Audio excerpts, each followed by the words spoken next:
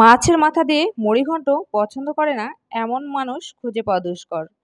মাছের মাথা ভালোভাবে পরিষ্কার করে নিয়ে আমি লবণ, হলুদ, মরিচের গুঁড়ো মাখিয়ে সাইডে রেখে দিয়েছিলাম। আর এখানে একটি মশলা তৈরি করে নেব। তাই এখানে আদা, রসুন, পেঁয়াজ, কাজু বাদাম, টমেটো, কাঁচামরিচ, জিরা খুব ভালোভাবে ভেজে নিয়ে শিলপাটায় বেটে নিচ্ছি। এখন শরীরে অনেক জোর আছে, তো তাই শিলপাটাতেই সে জোরটা দেখিয়ে দিলাম। তেলের উপরে দারচিনি, এলাচ, তেজপাতা দিয়ে দিয়েছি পেঁয়াজ কুচি। খুব ভালোভাবে কিছুক্ষণ ভেজে নেব। ভাজা হয়ে গেলে সেই পাটায় বেটে রাখা মশলাগুলো দিয়ে দিলাম। এতে আমি দিয়ে দিচ্ছি আরও হলুদের গুঁড়ো, মরিচের গুঁড়ো, লবণ,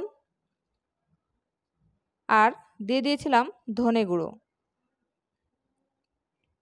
একটু পানি দিয়ে দিয়ে বারবার খুব ভালো মতো কষিয়ে নেব। দিয়ে দিলাম মুগ ডাল।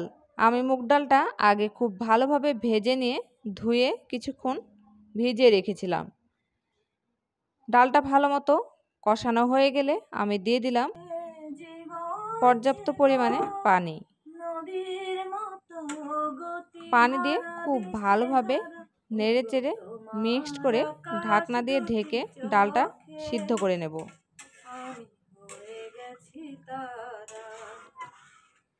ডালটা 70% মতো সিদ্ধ হয়ে আসলে দিয়ে দিলাম ভেজে রাখা মাছের মাথাগুলো। মাছের মাথা দিয়ে আবারও ঢাকনা দিয়ে ঢেকে ফুল সিদ্ধ করে নেব। রান্নাটা প্রায় হয়ে এসেছে। উপর থেকে কাঁচামরিচ, ঘি,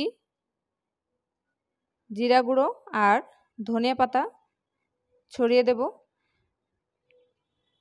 আমার রান্নাটা কেমন হয়েছে অবশ্যই কমেন্ট করে জানাবেন। আপনাদের সঙ্গে খুব সহজভাবে রেসিপিটি শেয়ার করলাম।